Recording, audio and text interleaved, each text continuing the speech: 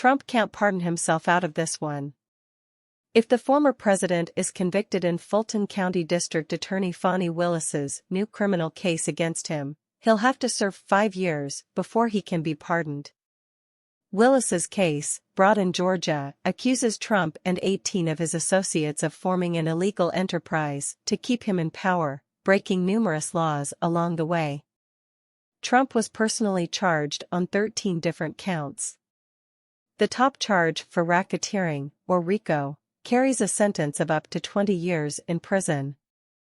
Unlike in his 2 federal criminal cases, Trump can't expect a Republican president to pardon him before or after he goes to trial. Nor can he rely on a Republican governor in Georgia to pardon him and get rid of the criminal charges. Georgia is one of 5 states that doesn't grant pardon power to the governor. Instead, the state's constitution gives pardon power to the state's 5-member Board of Paroles and Pardons.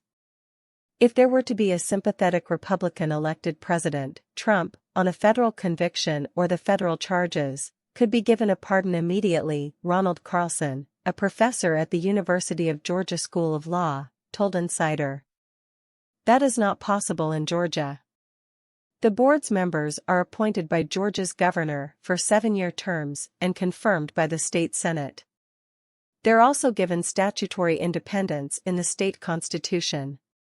While the Georgia Constitution allows legislators in some cases to impose stricter sentences than the board might want, there's no other mechanism to impose pardons. It's set up in a statute here that's pretty insulated from political pressure, Carlson said. And that's the way it should be. All of the current board members have been appointed by Republicans. Georgia hasn't elected a Democrat to the governorship since the 1990s.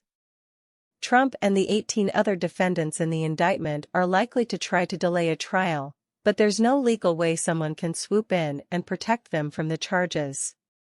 Even if every board member was sympathetic to Trump, they don't have the power to grant preemptive pardons, legal experts say. According to a Brookings Institution analysis, there isn't any case history in Georgia that supports pardons before a conviction. No case squarely holds that the Board of Paroles and Pardons can grant preemptive pardons, because the language in the Georgia Constitution is unequivocal. The board may only grant pardons after conviction, the Brookings report authors wrote. The Georgia Pardon Application Guidelines say the board will only consider applications from people who have completed a full sentence obligation, paid all fines, and has been free of supervision, custodial or non-custodial, and/or criminal involvement for at least 5 consecutive years thereafter, as well as 5 consecutive years immediately prior to applying. In Carlson's interpretation, this means Trump needs to serve at least 5 years before he has a chance with the board. Here's the kicker: President Trump could only apply for a pardon if he were to be convicted only after he served 5 years in a Georgia penitentiary, he said.